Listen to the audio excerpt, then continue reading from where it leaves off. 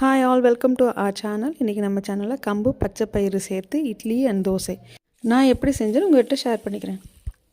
First கம்பு ஒரு tumbler, பச்சை பயிறு ஒரு டம்ளர், அதுக்கப்புறம் உளுந்து அரை டம்ளர், கூட ஒரு ஸ்பூன் அளவு வெந்தயம், இதெல்லாம் தனித்தனியாக வாஷ் பண்ணி நல்லா ஒரு 6 மணி நேரம் ஊற வச்சு எடுத்துக்கோங்க. அதுக்கடுத்து ஒன் பை ஒன்னாக வந்து க்ளீன் பண்ணிவிட்டு நீங்கள் ஃபஸ்ட்டு கம்பு தனியாக அரைச்சி எடுத்துக்கலாம். அதுக்கப்புறம் வந்து பச்சை பயிறு தனியாக அரைச்சி எடுத்துக்கலாம். அதுக்கப்புறம் வந்து கருப்பு உளுந்து வெந்தயத்தோடு போட்டிருக்கிறது சேர்த்து அதையும் தனியாக அரைச்சி எடுத்துக்கலாம். நான் கருப்பு உளுந்து தோலோடு சேர்த்து அரைச்சி எடுத்திருக்கேன். உங்களுக்கு வேணும்னா நீங்கள் வெள்ளை உளுந்து கூட போட்டுக்கலாம், அது உங்கள் விருப்பம். ஏன் தனித்தனியாக நான் அரைக்கிறேன்னா ஒவ்வொன்றும் அரைக்கிறதுக்கு ஒரு டைம் எடுக்கும்.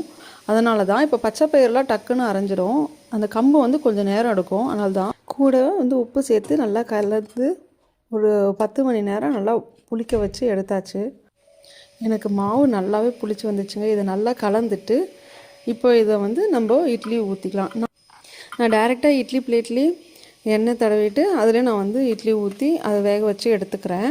உங்களுக்கு இல்லை நான் துணி போட்டு வேக வச்சு இது பண்ணிங்கன்னா ஓகே, அதுவும் உங்கள் விருப்பம்.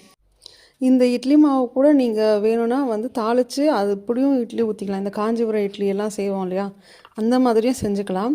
இப்படி இல்லை குழந்தைங்களுக்காக கொஞ்சம் கலர்ஃபுல்லாக செய்யணும்னு விருப்பப்பட்டீங்கன்னா அதுக்கு வெஜிடபிள்ஸ்லாம் போட்டுக்கலாம்.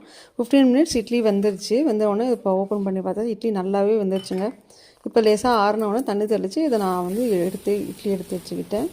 அப்புறம் தோசையும் அதே நம்ம நார்மலாக தோசை எப்படி போடுவோமோ அதே மாவை வச்சு தோசை போட்டுக்கலாம். தோசையே நல்லா கிறிஸ்பியாகவே வருங்க. இதுக்கு நம்ம வந்து யூஸ்வலாக எப்பவுமே செய்கிற மாதிரி சட்னி சாம்பார் என்ன உங்களுக்கு விருப்பமோ அதை வந்து வச்சு சாப்பிட்டிங்கன்னா நல்லா டேஸ்டியாக இருக்கும். வீடியோ பிடிச்சிருந்ததுன்னா மறக்காமல் லைக் பண்ணுங்கள், உங்கள் ஃப்ரெண்ட்ஸ் அண்ட் ஃபேமிலிக்கு ஷேர் பண்ணுங்கள்.